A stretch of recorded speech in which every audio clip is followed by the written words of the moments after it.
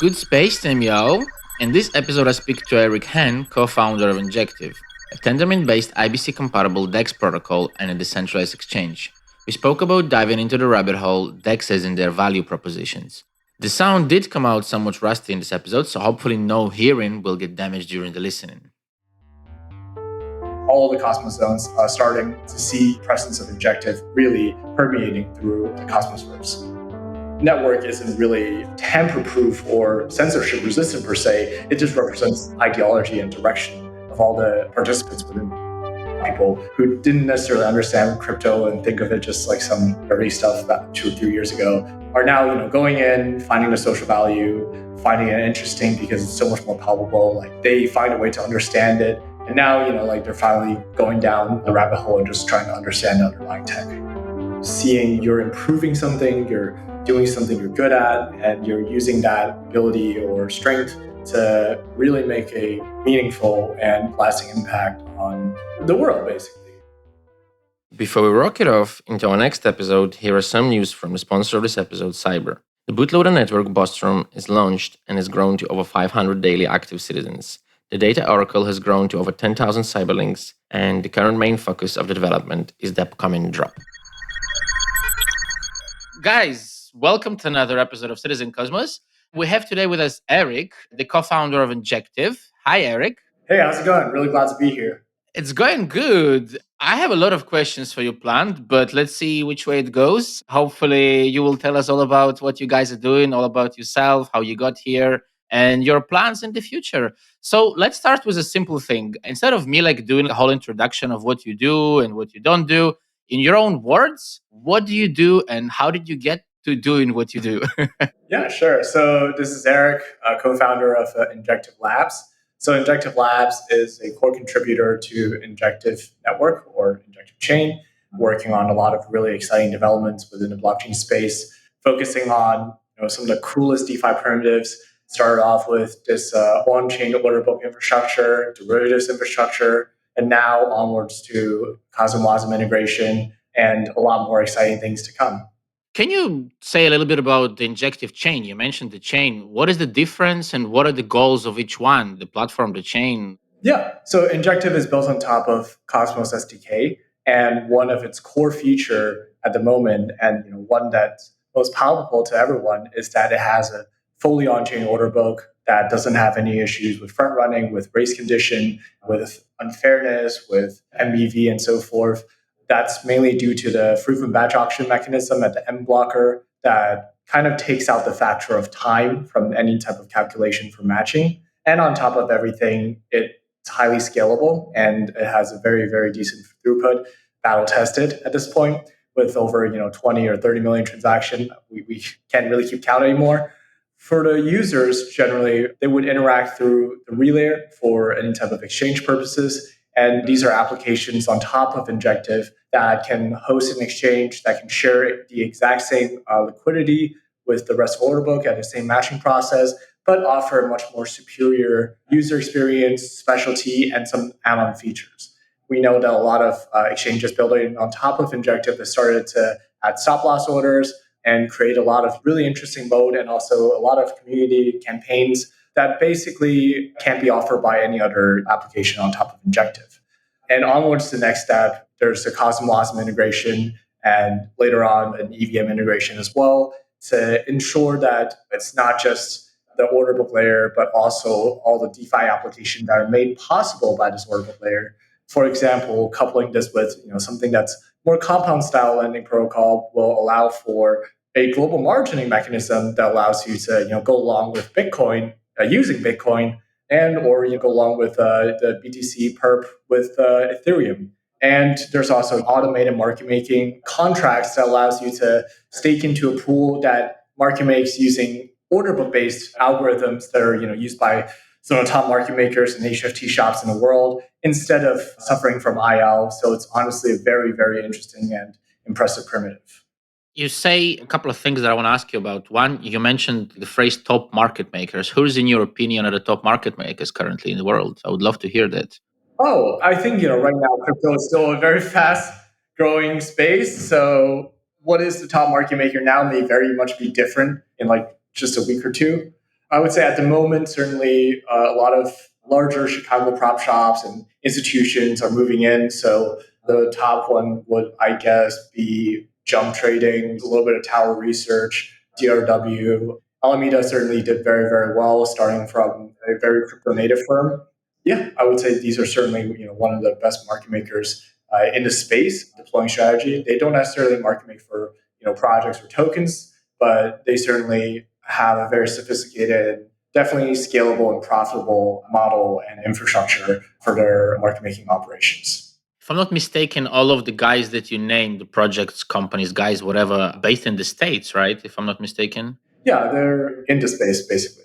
Do you think that the market making industry will grow outside of states? Will it go into Europe? Will it be going to China, to Africa, even maybe? Will we see bigger market makers grow in those new economics and those new industries, which are not necessarily crypto based? Yeah, certainly. It's just like off the top of my head, I just named the ones that I know of, which obviously most likely are in the US, but there are really great market making firms in Europe and Asia and also in Africa and all those countries. I think just to name a few, Brevan Howard, Alan Howard's firm certainly trades a lot of crypto as well. QCP over at Singapore also does a great job. Three Arrow, I'm not sure if they market make, but they're certainly a very, very big prop shop as well. It's certainly not a US exclusive kind of thing. It's just my location bias. Yeah, location bias is a crazy thing, especially in crypto, right? I mean, when we see the metaverse grow and the crypto grow, and it's crazy how we still really, and everybody has it. I mean, I have it. I think everybody has it. We're so connected to the space that we want that sometimes, like, oh. But anyways, one more thing: is Injective already IBC enabled? Yeah, so that's really exciting. I know Mapazone is still, syncing to the latest block, but there's been a lot of really crazy activity ever since there was a bridge to Terra. I think that really kickstarted a lot of things. And from that point on, really, there's a lot of activity around, I would say, actually, no, that's incorrect. The first one that really kickstarted things would be BAN protocol, because it's one of the unique use cases where it's not just token transfer, but it's actually, requesting the Oracle data from BAN, and that results in extreme flexibility in grabbing all those price feeds through IBC. So that was really, really interesting back in the day, and definitely Terra promoted a lot of asset flow, and also I would say the Atom to Cosmos Hub to Injective Bridge is also one of the more popular ones due to spot market plus a perp market, and there's a lot more IBC relayers and bridges coming out. I think the previous big hurdle was that in order to integrate with all those Cosmos zones' native wallet integration, which is obviously most commonly used, Kepler, we face a kind of a similar issue as FMOS, where as like a chain built back in the day, Kepler actually most widely used. So there was a key derivation process and the whole Heki process. Well, I guess now it's called Gravity Bridge, where the Ethereum assets transfer over has to be mapped to basically an Ethereum address with Ethereum key derivation. So that was kind of, I would say, one of the blockers. But now the most exciting part is that we've done a lot of engineering magic to make it work with Kepler. So you're going to see a lot more presence with all the front ends, all the bridges, all of the Cosmos zones starting to see the presence of Injective really permeating through the Cosmosverse. Do you use any other IBC enabled protocols like Osmosis, for example, yourself? Of course. Yeah, yeah, yeah. We've been keeping it under wraps because it's an ongoing work to set up that bridge because the IBC relayer is always there. But the front end component of it, supporting the TS library, not having the user to set up a MetaMask, but rather going through Kepler natively has been very much of an ongoing work. And now with Kepler integration, Osmosis is kind of like the next most exciting thing that I'm looking forward to. You mentioned one of the oracles banned. There is another smaller, as far as well, there's a few, several price oracles roaming around Cosmos. One interesting one, which I'm not an expert on that, but I would like to ask you, Microtik, if I'm not mispronouncing it right. Are you aware of those guys? No, actually, it would be great to learn more about it because for Injective as an ecosystem, the diversity and basically the access to all the price fees in the world is probably one most key for a derivative component of it. And there's a pretty long ongoing work with Chainlink on integration. They've been trying to figure out like IBC standard for their OCR. We're also working with a couple pretty big Oracle providers that's under wraps at the moment. So I think it's always going to be a very much of a consistent effort to work on the integration and onboarding of Oracle to Injective Chain. You mentioned just a second ago working with a couple of, I assume, the bigger Oracle provider names, whatever, what's the right way to call them. But you said you don't want to mention. I understand that. And now I have the typical question: when airdrops? I mean, not in all seriousness, considering Injective is like an old project with is a big community. It's not a new project that needs to kickstart itself. You already guys have a lot of things going for you. You're not born, not even yesterday, not even the day before yesterday. So the question is, are you guys planning anything like that? If you can talk about it, of course, or is that something that you're currently not looking at to bootstrap Injective within IBC? Yeah, so I think that's actually the beauty of community spend pool. We're basically building the infrastructure to allow things like this to happen. But the community member can always propose, a lot of airdrops, a lot of cool activities, or a lot of kind of like on-chain campaign to basically get it through, utilize the community spend pool, and get it into the token holders on for promotion and so forth. So that's always very, very exciting. And we've worked with other projects in terms of the process of doing airdrops. I think Chihuahua to start, and there's actually FMO's DEX project that's also doing an airdrop on top of Injective validators and obviously stakers. I think so far a lot more of our attention is to help new projects bootstrap and expose the Injective community to all these like new blossoming projects that are building within the Cosmos verse. On Injective side, I think the airdrop is really kind of baked into a protocol level at the moment with the Astro rewards, which allocates like a huge percentage towards rewards on participating in a protocol. I would say that is kind of a form of an airdrop, but again, the community spend pool is always there for people to utilize. We've been teaching community members, we've been telling them, how to request these community spend pool and create a governance proposal around it. So that's always an interesting process. What do you think about Prop 16 on Juno? Come on, I'm going to ask that considering it's if you're aware of the Prop 16 on Juno. Yeah, of course. I think it's one of those things where it's like it's up to the community of Juno or the stakers of Juno to decide in a sense. At the end of the day, basically the blockchain or any type of network is the power rests within the people who participated in the network. And if they were to vote on like either direction, obviously it doesn't matter because that is the consensus in a sense for the network, just like the consensus for Bitcoin, Ethereum, and so forth. And I think that's generally fairly reasonable, is that at the end of the day, network isn't really tamper-proof or censorship-resistant per se. It just represents ideology and direction of all the participants within it. Well, let's make the question harder. What do you personally think about? I totally agree with every word you said. There is the network, there's the consensus, but I'm going to put you on the spot. Yeah.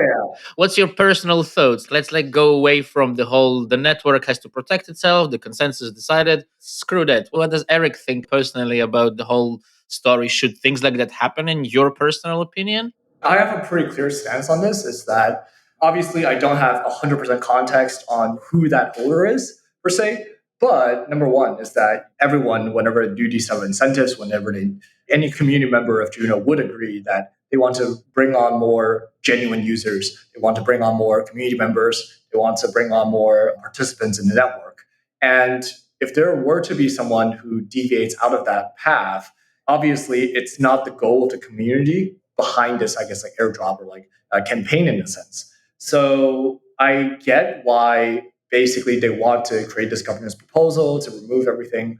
But on the other hand, I'm also conflicted by the fact that code is law. There is that opportunity to be exploited.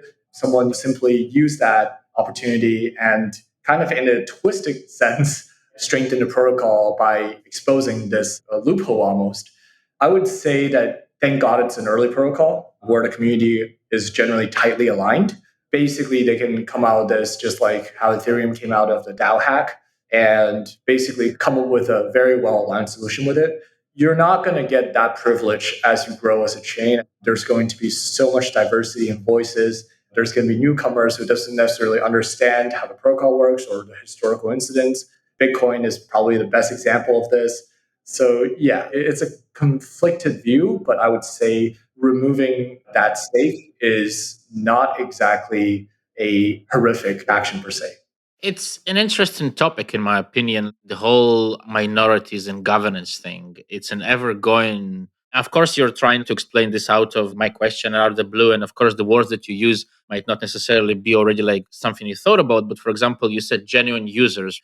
And I don't want to glue to the words that you said because obviously you're just trying to explain your point of view. But I'm still curious, what's your thought about if we are trying to build a decentralized governance system? Do we always go with the majorities? Is there a way, in your opinion, to somehow include the minorities' opinion? Or do they always have to fork and just make their own network? What's your take on all of this?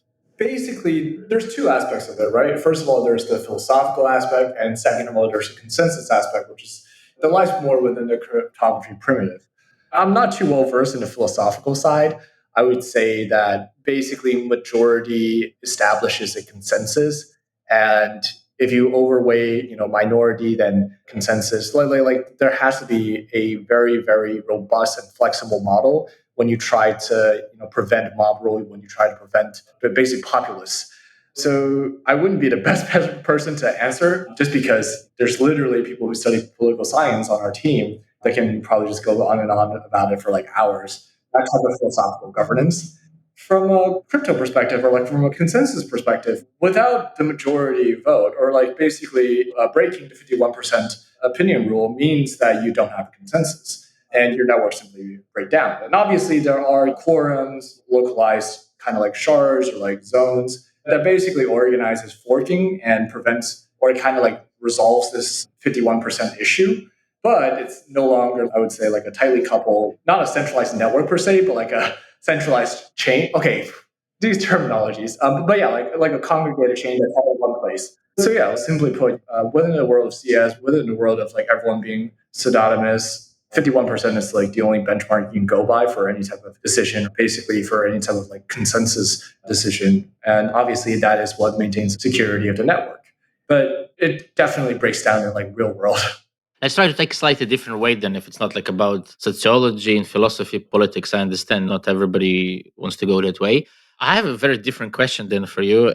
How on earth did you get here? I mean, you woke up one day and said, "Hey, I'm gonna build a crypto platform and a crypto thing," and then you became the. How did life brought you to crypto? I think I just got into space very much lightly, or just first heard about Bitcoin back in 2012. Basically, back then there was this concept of the digital money. I tried to buy it. I was in Hong Kong at the time, couldn't because there just weren't avenues. But I already started seeing utilization of it. Obviously, back in the day, it's like generally used on like Silk Road and so forth. But it's very, very interesting primitive, and that kind of got me hooked in the beginning. Got a lot more into it, especially during college.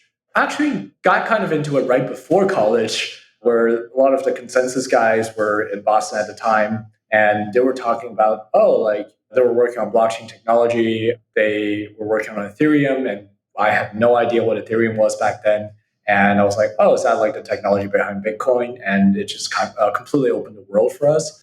Basically, understanding the technology behind it, understanding what's interesting and novel about it, and the possibility behind it kind of just like kickstarted my entire journey in crypto almost. So in college, started doing a lot more research on the cryptography side, and then later on wanted to go into more on the trading and also I guess like investing aspects. So went into like a fund focusing on strategies because there was so much alpha and inefficiencies within the market, and obviously participated in a lot of research on the side.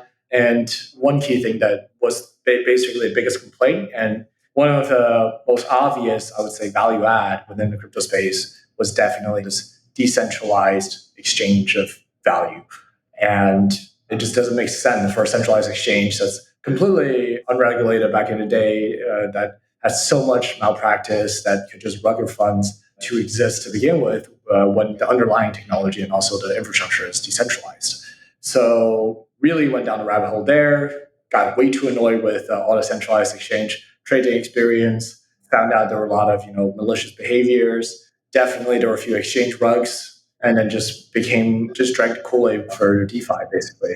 There was also like a pretty funny anecdote is that to this day I'm still trying to find the Dogecoin that was sitting in the Cryptopia account back in the day. It's definitely gone up a lot, so fingers crossed. That was everything very funny because Cryptopia basically got hacked right as started working, like basically a few months, like close to a year, working on Injective, and it was like, oh, I'm a personal victim in this. I luckily didn't lose a lot on Cryptopia. I was a bit lucky with it. I think it was one coin, Bismuth. That was a very weird shit token. It still exists, I think. I mean, that's the only one I lost around that thing. But you mentioned like Silk Road, then I remember smoking a lot of Bitcoin back in 2011, 12, and 13. One cool thing that you did mention that I want to try and talk about, and I don't know what exactly to ask you, but it's just cool. So you basically found about BTC while you were still in school, right? Yeah. This is really interesting because I'm a little bit like from a different generation, the generation before. And this has really fascinated me. When the generation that finds out about cryptocurrencies in school, I'm quite curious whether the way that you think about digital economies, I'm going to do a comparison. So, the way, for example, our generation, the 80s, the early 90s, thinks about like technology, mobile phones, especially smartphones, the internet, we think it is just part of our life because we grew up with it. We don't think it is something that just came in a midway. We just kind of accept it as that's our life. We cannot live without it. So, like in your generation, the generation that saw crypto while you were in school, while your brain was still much better accepting the things around you that might not have been native to you originally. Was there a lot of people, for example, in your college, in school, that were into those things? Were there a lot of people who tried to find an alternative system? Yeah, definitely not. Definitely not. I love it. Yeah, like there's maybe like two or three kids. Wow. Let me think. Are you still in contact with them? Do you know what they do? Are they still working in crypto? Yeah, actually, high school, definitely not a lot of people into crypto, maybe like one or two most. College, slightly more people, but out of, like a college of over 4 years, so like including masters, like 10 or 20,000 people, there's maybe like 5 or 10 people at most who are interested in it. Most of them, especially in the overall space, has definitely been through a few cycles, are just there to trade. Obviously, that's understandable, but they should check out the underlying technology when they do that. That it could have opened a world for them.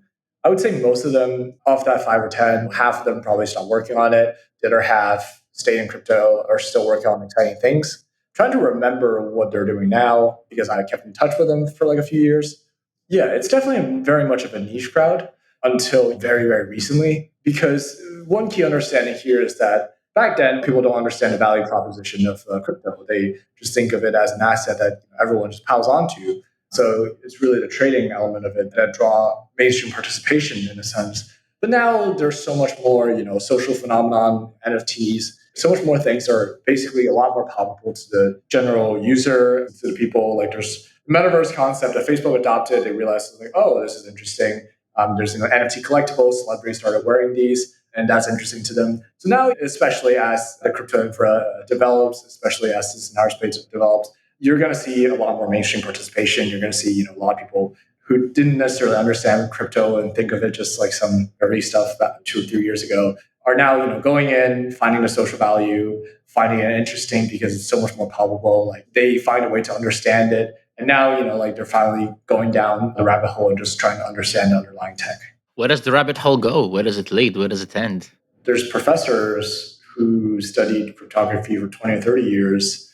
Well, I guess like the research in the space, the vicinity space for 20 or 30 years, they're fascinated by it, consistently working on it. So it never really ends. And I think over time that actually slowly becomes like a red herring because it almost becoming, like well, focusing too much on academic purity, focusing too much on maximizing a certain value could create like a good hard law issue and kind of degrade user experience, kind of degrade, actual adoption. The rabbit hole could go very deep, but it's not recommended that most of the guys go too deep because they get tunnel vision easily and they forgot the big picture. Well, this is interesting because I always like to ask guests what do they recommend in their opinion? What are the best resources and what are the best things? And you kind of just mentioned the rabbit hole. Where do you personally go when you're trying to research this rabbit hole? I mean, I'm sure there are days when you wake up and you're like, oh shit, I'm going to go and try and understand that or that, whether it's cryptography or economic theory or political theory, whatever. Where do you personally go for those things? Is there something, any particular resource or writer or author or social media that you go on and you research that? Starting from the beginning, as a newcomer, the space was different back then, just to clarify. So it was reading into a lot of Bitcoin forum stuff. I don't know who's still active in those forums these days, but back then it was definitely a very active community. They're not just talking about Bitcoin per se. Afterwards, going a little bit deeper into one great thing about academic resources is that you can pretty much start at one place and have a complete understanding on all the context, all the knowledge gaps, and all the knowledge barriers due to the organization of academic papers, because there's references that you can look into, there's primitives that you can just easily Google. That's why research papers have like 2 or 3 pages of just plain references, and those are actually extremely useful because it allows you to start from basically zero for papers. The same thing can say for like people who study math, is that when you look at like a certain math paper, you absolutely probably don't understand 9% of it. It's very daunting. But then as you go down, like one by one, you read the reference, you understand the context and stuff like that. You work your way through it, you just reach an understanding really quickly. So I think that's the good thing about academic paper, is that it's daunting at first, but it's very methodical, it's very structured. So you can work your way past and just achieve the understanding you want, plus a lot more because of other papers that are associated with it to get the understanding you need. And afterwards, it's honestly like these days, a lot of Medium article, a lot of documentation, going through code base because projects no longer do white paper, and thank God for that. And I would say that's been, the primary source to study things. What's one of the academic papers on crypto that impressed you in your time? And don't say Bitcoin, please, because that's an obvious answer. Right? Obviously, we were all impressed by the Bitcoin white paper at the time when we all read it, but that doesn't matter when you read it, if you understand it or don't from the first time. I didn't personally. I had to read it like, I don't know, 10, 20 times. It took me 2 years to understand what the hell they're trying to say. But I was still impressed by a lot of other papers. And I'm quite curious from your perspective as a founder of quite a large project, what has impressed you apart from that, apart from the big huge projects? Was there ever any of the smaller projects, or where they were still being born, where you're like reading, oh my god, this is really interesting? So in terms of research paper, a lot of them actually didn't become a project. There's like interesting cryptography primitives. I would say actually one of the paper that kickstarted Injective was a verifiable delay function, which is a decentralized trustless way of proving that a certain amount of time has elapsed. Solana use it in a certain way, but to this day, it's still in like extremely heavy research and development phase where they're trying to come up with the best candidate for this verifiable delay function. They're trying to figure out, what's the most secure implementation from an FPGA perspective, and maybe coming up with an ASICs down the road using a certain like candidate algorithm. So a paper is only, I would say, like 10% of the overall research on anything new. It's really the 9% of the work that follows up to it, coming up with challenges, coming up with attack vectors, coming up with secure implementations, secure candidates. So I've been following that. And a lot of papers by Tarun is generally really, really good. They look at things in a very interesting perspective, of course, given that Tarun's background is a lot of physics and also HFT. In terms of project papers, honestly, these days, I haven't been reading too many white paper, quote unquote. It's really about, looking at documentation, looking at code base, because these days, like they're no longer exploring extremely brain wrecking like primitives or like consensus algorithms. So you can generally look at a pretty condensed documentation or code base and get a very fundamental understanding of it.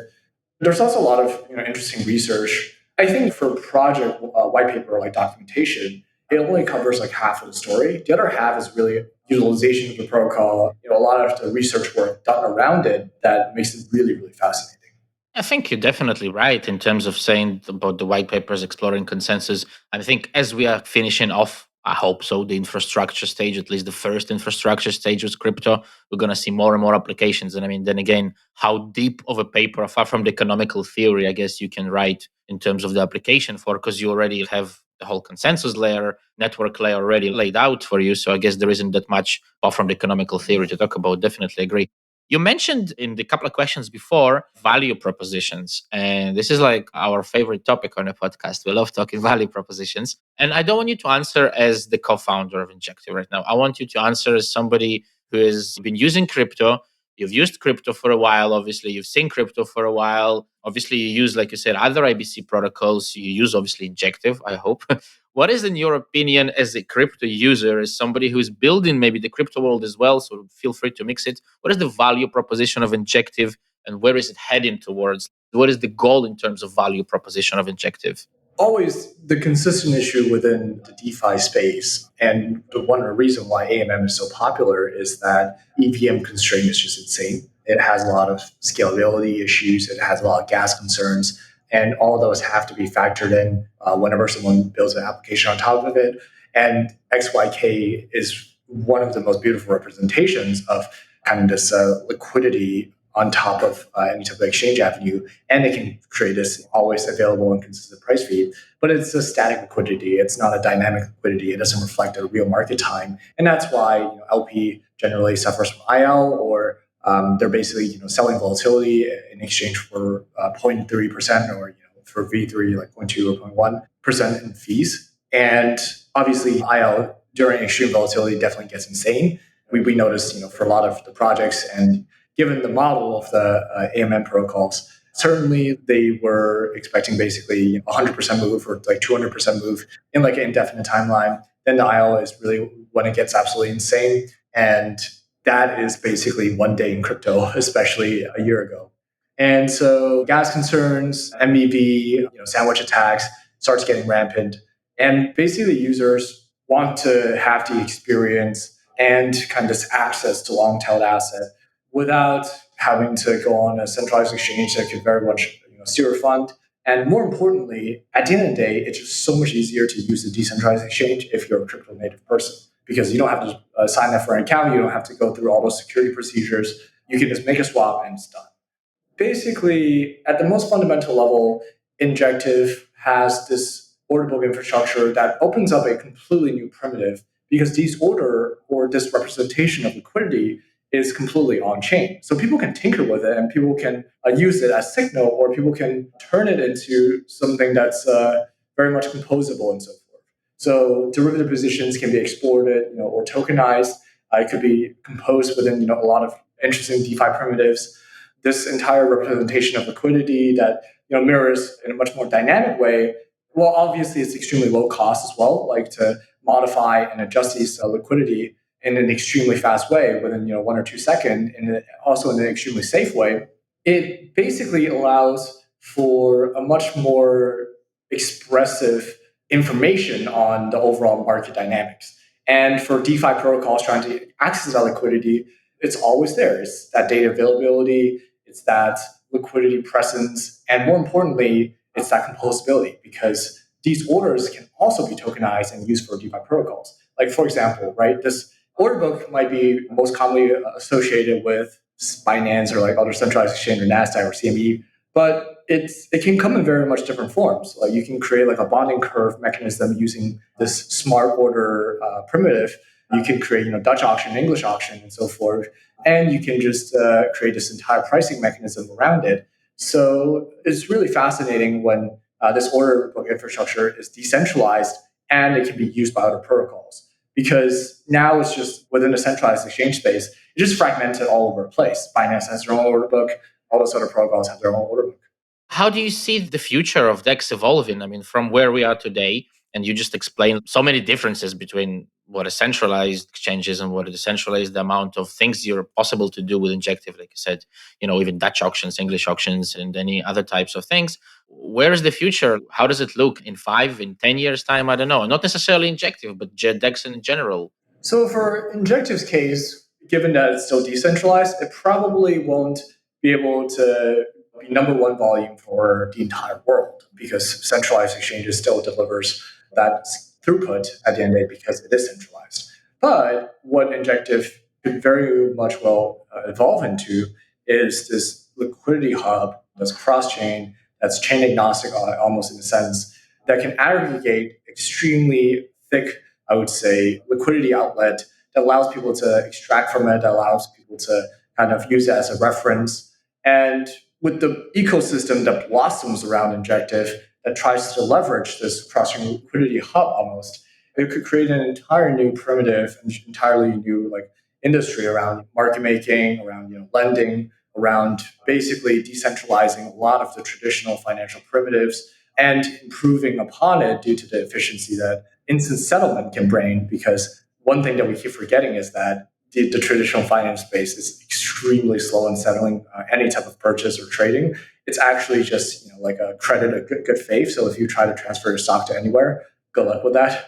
So yeah, with this efficiency, with this new primitive, really it's going to bring like an entirely new financial industry, I think, in the future.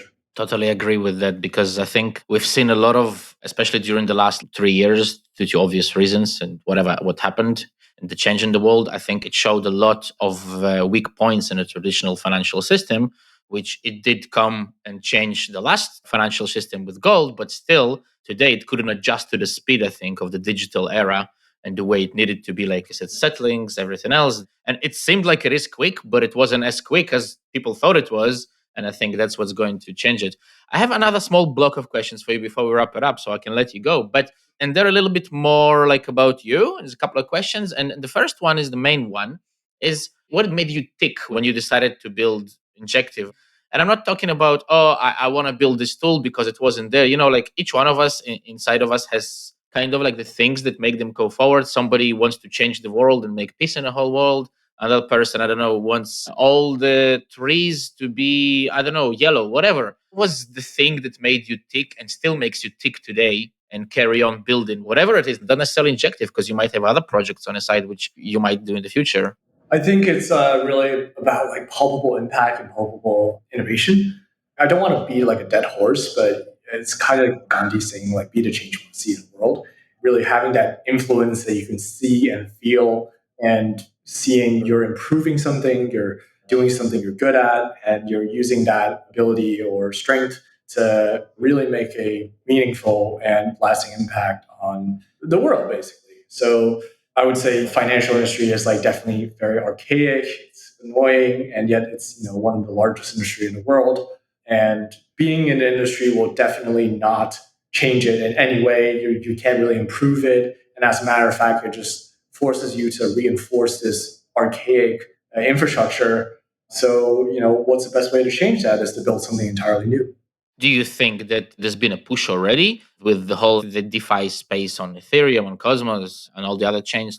Do you think that changes what you're saying? Like, is the world gonna become better because of that, in your opinion? Yeah, of course. Because right now, the world has kind of like a data sovereignty amongst like financial firms, and also, I guess, like asset and liquidity sovereignty. And it both becomes a defensible moat for a lot of these like older financial firms, and also a barrier to entry and for user experience and for general efficiency for everyone else. So it's their way of remaining competitive while making the entire world worse off. And you can see the system all over the world. Like, why does it take 3 days to send a wire when other countries can do it in like seconds? Why does it take a week or two to settle a stock and actually transfer it? Whereas, why do brokers exist? And why are firms so heavily regulated for into the futures trading? And there's been so much innovation within crypto, and there's been so much, I guess, like regulatory actions, especially from improving the infrastructure side. I think recently, like FTX also appealed to CFTC for basically smoothing the clearing and settlement process. And I think crypto is really bringing an impact to the entire financial world, and that's really amazing to see. I really hope that that's what's going to happen because it is a bit scary sometimes. We do see, like, in a lot of different networks, and not just networks, but chains and maybe ecosystems, different things happening. It's the beauty of decentralization, I guess, right? Like being free to do what you think is right inside of the consensus, like you mentioned at the beginning with Juno. So, the last question, which I guess would wrap it up for me personally, definitely, is what motivates you in your daily life? Changing the world is what I understand. That's like the kind of internal thing. But is there anything like particular? Do you meditate? Do you, I don't know, read books? Do you walk with the dog? What's Eric's like the daily thing to do? So you know you're in the office and you're building the best product. What would you recommend to everybody else who's using Injective or using any other protocol to, guys, do this daily? This will help you to reach your goals. Yeah, honestly, like for me, it shouldn't be like work. It's just something that I like doing at the end. So it never really felt like I needed motivation to keep doing what I'm doing. I would say like one of the most impactful things I've done is like living right next to an office. Yeah, honestly, I feel like the most impactful thing is I either turn home into an office, or live in an office, or live right next to an office, and that would just majorly increase like overall productivity because you get to sleep more, you get more work done throughout the day. If there's anything like an emergency, it's just like a block away. And I think honestly, like it's really the little things that really makes the most impact. It's not necessarily a routine and so forth. It's doing something consistently, or having something that like influences you like every step of the way, every hour or something. Could I call this efficiency and taking care of yourself? What you just said? Could we summarize it like that? Yeah. That's very important, I would say. Maximizing efficiency is definitely the proper term for it. Right. Nice. Eric, it's been a huge pleasure. Thank you for your time. I know that founders or co-founders are usually very, very busy people. It sometimes takes weeks, months to get hold of you guys, but we get there. We try to understand what you guys are living by and what makes you tick. That's my goal. And I think a lot of people who try to connect to a project, it's nice when they are able to connect as well to their co-founders and understand what makes them build whatever it is they build. So thank you so much for your answers. Great. Really appreciate it. Thank you so much for having me. I really enjoyed this conversation. It's definitely not like any other podcast I've done before, and I love it. Thank you.